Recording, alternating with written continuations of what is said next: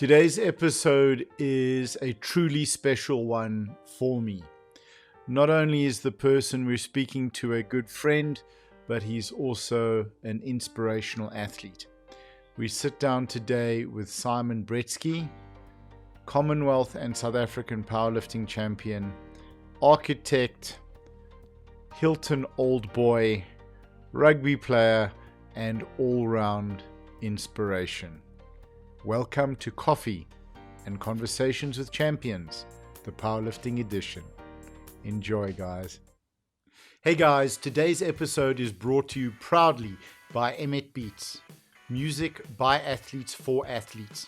It's music that you can use in your live streams, on your social media posts, without fear of any copyright infringement. And now we're proud to announce the launch of the walkout edition of our fourth album, Big Dog. This is music that you can have played at any event streamed by Emmet Media. Any competition that you come to that Emmet Media is streaming, you can ask to have the song on this album played as your walkout music. It's a series of 90-second tracks that you can train to and practice to and set your mind to, knowing that when the beat drops exactly, that's when you're going to bring what you need to bring to the platform. Simon Breetzke, South African powerlifter and Commonwealth champion, right? Yeah. Okay, so ladies and gentlemen, Simon is the most talkative person in the world. For 11 years in a row, he's won, what is that speaker thing called? The Toastmasters, that's the thing. All right, so Simon, dude, finally, thank you for agreeing to come on here. Okay, we've known one another for quite a while. We spent some time together in Sweden, where you went for your first international to break the SA squat record, which I think was 237.5. Yeah, I was still at 235. 235, yeah, and then you took it up. Yeah. Which was very, very cool. And that was your third competition only. Huh? Yeah. So first comp was Northwest or Gauteng's? It was Northwest. Northwest, yeah.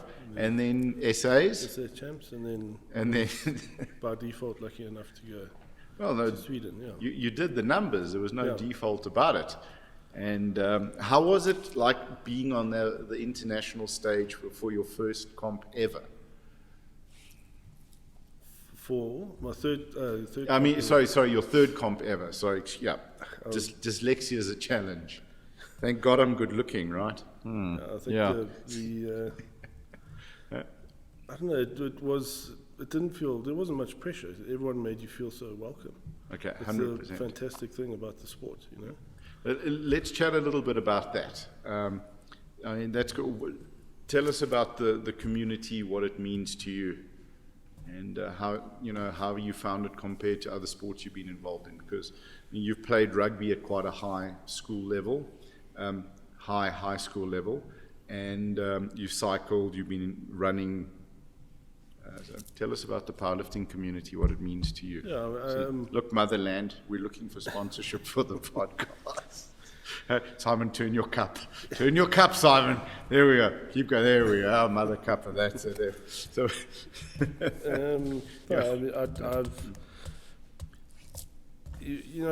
I think everyone knows where they stand in the sport. It's more of a personal thing for me. It is keeping me accountable each day, aiming for the next the next goal, and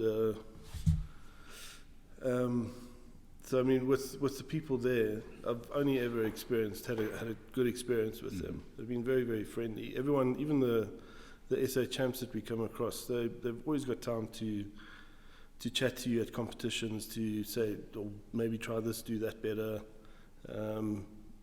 I remember the one time I was struggling with locking out the bench press, and walked back into the change rooms, and the guy said, well, this is what he does. He had the exact same problem.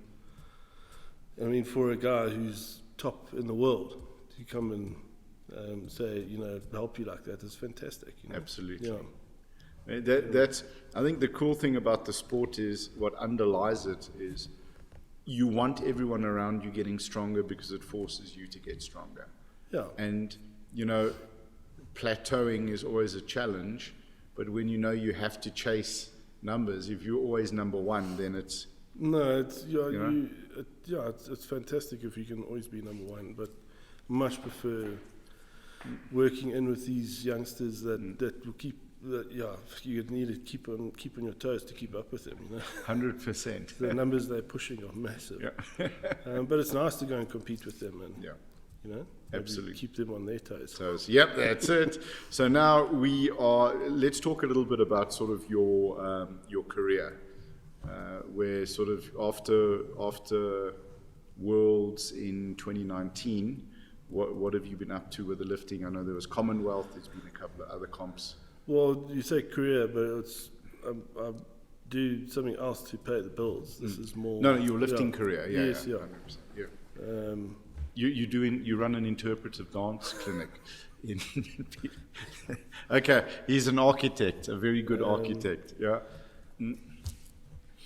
Yeah. So what you? So basically, just talk us through after 2019. Yeah, unfortunately, we injured my back in Sweden. It had been injured a little bit before that, but the one deadlift just tweaked it.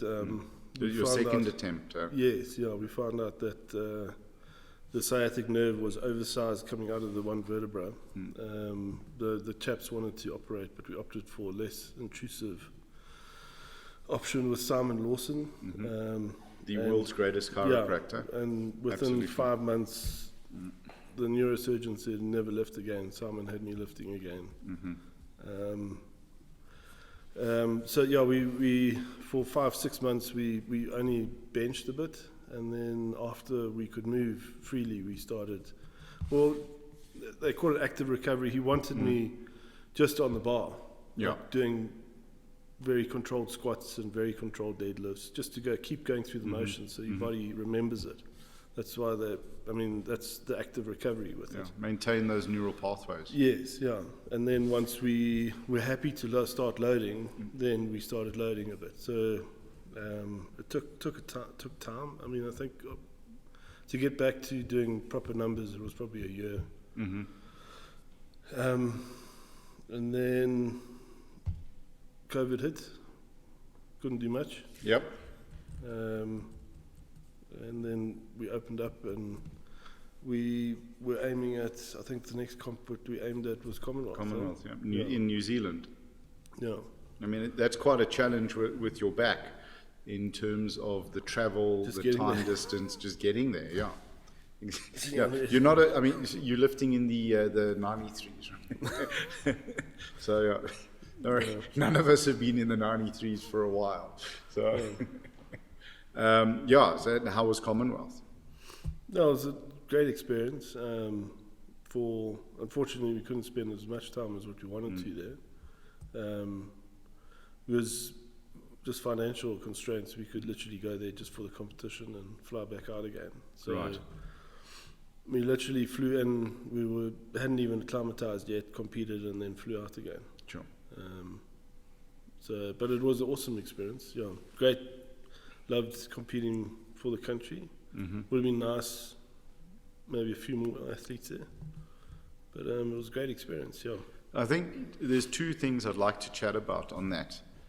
The first is you fly in, you lift, and you fly out. And you won your category, right? You luckily, yeah. Right. Okay. There's no luck about moving the bar, Simon. You're very, very humble. And I mean that seriously. You know, a lot of people believe that they need a couple of weeks or a couple of days to acclimatize, to settle, to rest, and that can play on their head. For you, how much is this a mental game? Under the bar. So on the under platform, the bar, no, you need to know. It is mental. You need to have a fairly strong mindset about it. I mean, if you're not positive, you've lost already. The bar is going to teach you a proper lesson. But with all the training that goes into it, day in, day out, you learn those how you need to be positive, when you need to be positive, save your energy here. But I mean, everything in sports it's if your mind's not in the right place, you're not going to achieve it. Yeah. I mean, many people say it's good to have the talent, but if you work hard enough and you're positive about it, and you keep after it, you'll get those numbers. So what I hear you sort of saying as well is that the consistency in training helps you build that mental strength. Yeah. So it's not, you know what you're capable of, and you're not going to let a bit of jet lag and stuff mess with you. No, I mean, going into the comp, how difficult it's going to be getting there or whatever, but you just got to be mature about it and get it done. Yeah.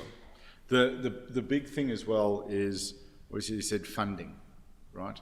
Yeah. If you were speaking to, and you talk about bringing back gold from a Commonwealth championship and this is one of the reasons why we're running these podcasts and why I'm so passionate about it, is to create awareness. No, I mean, but even before that, if I can interrupt you, when we were in Sweden, I mean, there was a young African athlete from South Africa representing South Africa, and he won gold for South Africa. Yeah.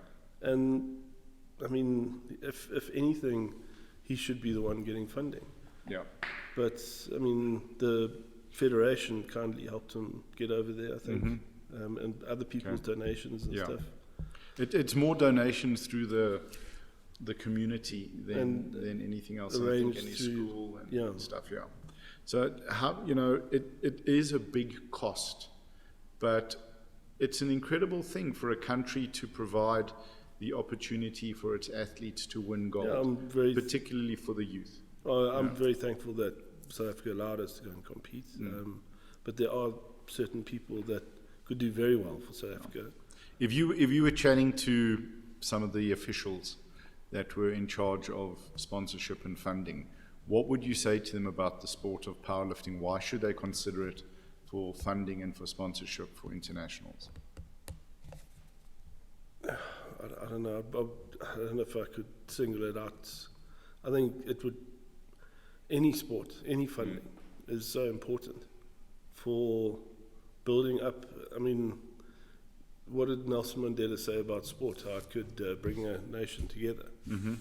Yeah, with the 95 World Cup. You just got to remember that how even one person can kickstart something within the nation. You don't know whether it's in powerlifting, whether it's in swimming. You don't know who the person would be, but it's so important for funding to get to those intended people.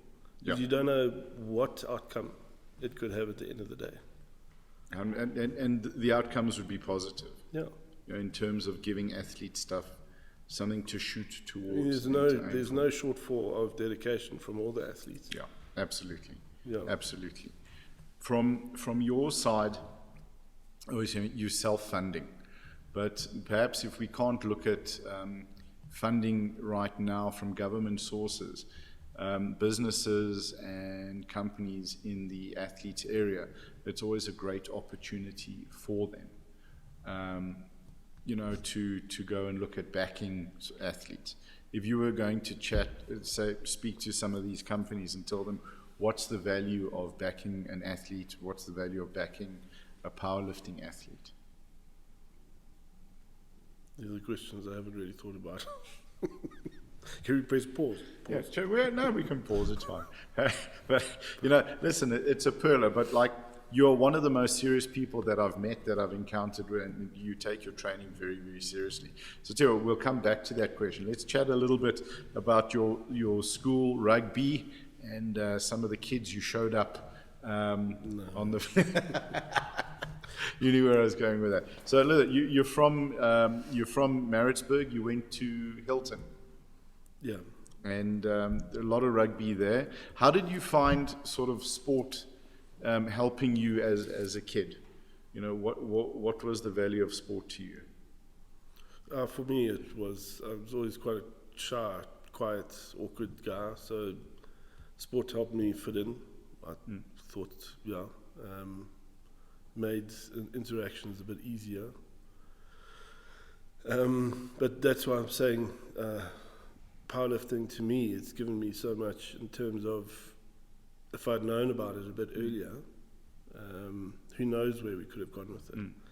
And I mean, there's so many categories, weight conditions, weight categories, age categories, everything. It's something for everyone. Yeah. It doesn't matter if you're awkward, it doesn't matter if you're skinny, larger, or whatever. It's something for everyone. And especially at school, there were a lot of chaps that were left out because they couldn't play rugby or couldn't bowl or play cricket or swim. Yeah. And I mean, that's the thing. If you're not sporty in the traditional sense, you are left out, and you're left out of those communities and those friendships. Yeah, there are guys that don't do well in like a big rugby community, or they're more like they're quiet. Yeah. Where powerlifting, there is a big nice community, but you can also stick to you and your coach, and go and do what you need to do, and at least you're exercising. Whether it be powerlifting, whether it be weightlifting, I think schools would do well to look at getting this into the schools at an earlier age. Yeah, absolutely. The thing as well with powerlifting is it's a lot but I think there's simpler also, to there's coach. There's a lot of ignorance in my kid can't go and start doing weights. He's going to stunt his growth and this and that. I mean, look how many you're under pressure for 90 minutes on a rugby field, or at school, what is it, 60 or 80 minutes or whatever. Whereas you're weightlifting, you're under pressure for like 2 seconds, and then I think there's on average between 30 and 45 seconds under load for the whole session. The damage from jumping off a 2-meter step on your growth plates is more than lifting weights, because you're landing with 2 to 3 times body weight. As in with like rugby, they teach you how to tackle, they teach you from a young age. If you teach a guy how to lift properly from a young age, He'll be you're going to lifting mitigate all those issues. And instill passion for training for a lifetime. We've got guys in our country that are lifting in their 70s and 80s. Internationally, guys are lifting in their 80s and 90s. It was incredible to see Mr. Pock in Hong Kong. I think he's 84, 85, and lifting equipped, which is just properly next level. It's a wonderful thing. What's his name? Gregory, the Canadian, Gregory, what's his surname? And his dad. Yes, yeah. Well, no, his dad told me when I was TC that it was his first competition when he ran onto the platform. Really? Yeah, he ran on, and the guys were like, tackle him. I was like, have you seen the size of him? I said to him, excuse me, sir, you're not allowed on the platform. He says, I'm so sorry, it's my first competition. Yeah, and then they came on the podcast, and we found out that it's like Canadian royalty. Yeah. So that's, I think it's a wonderful sport for the guys who are quieter and less wanting to or comfortable being socially interactive, right? Because you can lift, you can sit on your own, or you can socialize, or you can do any level sort of in between that. Which is an amazing, amazing thing. But I think going back to the schools, and I mean, you guys, you played at a very high level as well. You and your brother have the record for the most victories against Michael House as siblings. I'm not, well, back in the day it was, I'm not sure now. Okay. But, so we can check if there's any Michael House or Hilton guys watching this. Let us know in the comments down below if anyone's beaten Simon Breetzke. And the thing is, lifting, right? It teaches delayed gratification. It teaches working towards a goal. It teaches developing self-belief. It teaches that you need consistency and persistency in your life to get to your goals. I mean, why is it not in every school? And I think the initial setup costs are quite small as well. Proportionately, for R1 million, you can equip a gym really nicely. Yeah. And that's there forever. And there are lots of options offered to schools that can't, Yeah, that's it. So now for you, your plans going forward, what do you expect? What are you looking to do? I'd love to, in a big, with lots of athletes, try and get onto the get onto the podium. Just keep going. There are 1 or 2 goals that I've got. Can you talk about those now, or? No? One or two records I've got my eyes on that I'd like to try and achieve, and then Just break that 237. no, well, 0.5. that's No. well, it's What are you squatting? What did you squat at Commonwealth? There's a quick bench press record I've got my eyes on that I'd Okay. like to try, Right. and then we'll see from there. Okay, cool. I think Awesome. there's a raw squat record I'd like to try as well. Right. But yeah, I've also got to try and my longer term goals is dropping a weight category or two. Okay. But yeah, from various health issues, and it's become a bit of a challenge. So yeah, 100%. Listen, it is, and it's a wonderful thing that you can compete at any weight and Yeah. be competitive. And if you make a personal decision to move down, and it's also fun because, I mean, we've spoken about this before, where you sort of started in one category and then take the records and then just move up categories going for records. And well, yeah, I mean, it's nice to go for the records, but also just, I mean, at the end of the day, it's the journey, Yeah, going absolutely. there. I mean, those records or medals or whatever are like a bonus. Yeah, The main thing for me is the lifestyle and the journey and enjoying it, giving you something that you can commit yourself Yeah, to. yeah. That's good for you. Yeah. Absolutely. The Commonwealth and Masters next year is in South Africa, Yeah, in Sun City. and So- Africa champs. And Africa Yeah, champs. the space of 2.5 weeks. Weeks. You got 3. So I think the Commonwealth and Africa will be together, Yeah. and then World Champs the week after that. Okay. So you're going to do 3 internationals in that time frame. It would be nice to, like all the guys in the categories, to try and get as many of them competing as possible. Yeah. So I might focus on equip lifting. Because it would be, so I've made some decent friends and contacts and try and get them there as well to come lift as well. Right. Yeah, which would be nice. Yeah. Absolutely. And it's fun competing against your guys. Yeah, yeah. So what made you want to move into equipped? No, just the challenge. I'd seen what it was about and joked, and then put the shirt on, and yeah, the first time I thought, yo, because I'm very anxious and Yeah. claustrophobic. Perfect. Not happy with heat. Yeah. And we put We're the, in Sweden trying to open that hotel room put- window. put the shirt on in summer, and it Yeah. was just, yeah, it was very uncomfortable. But Yeah. after a session or two, it started enjoying it. Yeah, Okay. Well, it's a great way to test ourselves safely. it's and- very and to extremely push ourselves. challenging. Yeah. Yeah. I feel like your eyes are going to pop out of your head, or Right. you're going to burst a blood vein or something. Yeah. Blood vessel. Yeah. But it's and it's far more technical, particularly with the bench. You're fighting for that line, that Yeah, it's far less forgiving than classic. It's like the challenge about it. It was completely different. I thought, listening to people, I was like, what are you talking about? But it's a complete opposite. Yeah. The normal bench press is all the explosive push up. Yeah. The equipped is trying to touch your tummy and bring Yeah. it down. Sure. In that right spot on that Yes, right yeah. line, yeah. Yeah. And then get it through that stopping point where the shirt stops helping. Yeah, but then like what we spoke about earlier, backing yourself, being positive, and with equipped it's frightening, but you've just got to back yourself and go for Yeah. it. And you've got guys there, you've got Yeah. safeties there to help you if you want to drop it. Yeah. But you have to back yourself.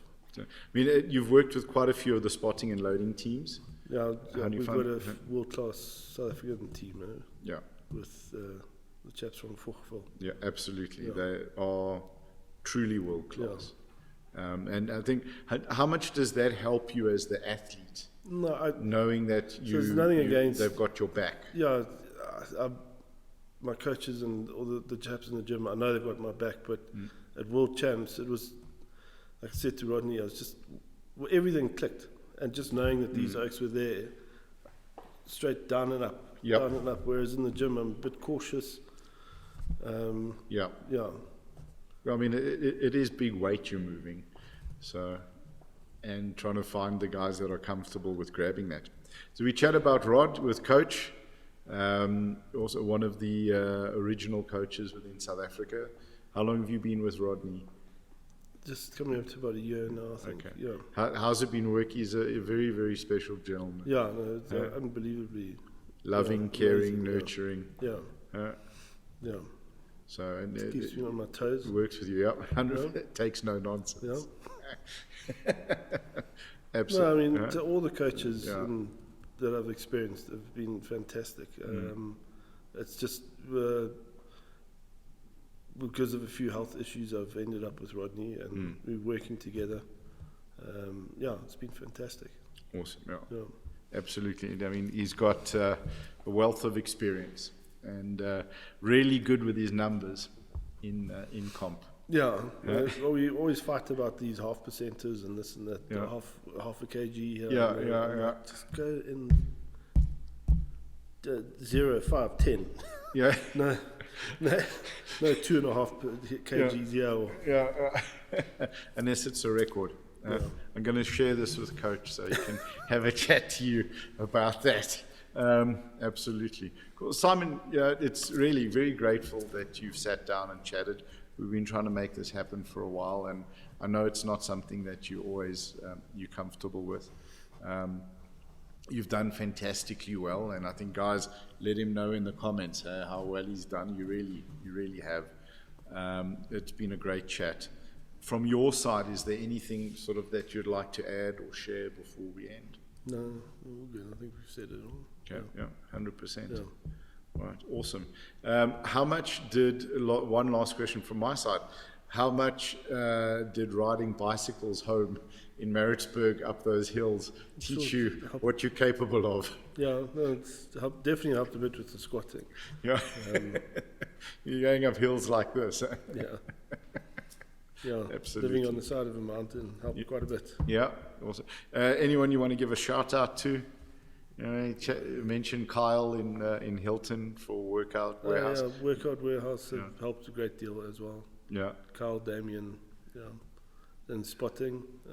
Sure, I'm going to get them more involved as we go along as well. Yeah, awesome. We're trying to put in a decent little powerlifting station there. Okay. So you must dedicate some more space to me, please, Kyle. All right. Hold on a second. I just can look at the camera. Say that again. What was that? I don't want to get kicked out. Was that a statement or a threat? I think you framed your medals and your certificates beautifully. Maybe need to put those up in the gym, and he'll consider it. Hey, Carl, what do you say? Like a Simon Breetzke corner? No, shrine? I don't know. What do we call it? A living shrine? No, but they're great guys, and it's a great facility. Huh? Yeah. And then what's the farmer's daughter across the road? That restaurant, the stepsister's cousin or whatever. It's, the one that's on the cliff there with the cheesecake. That's phenomenal. Really, really special place. And so dude, thank you, man. Yeah. I really appreciate it. And it's good to see you. Good to have you in the gym for a chat. What do you think of this space? Not bad, It's beautiful. It's a lovely gym. Lekker. Nice and light and bright. Yeah. And sunny, and we don't worry about the waterproofing. All right, cool. Thank you, guys. Thank you for watching and for tuning in.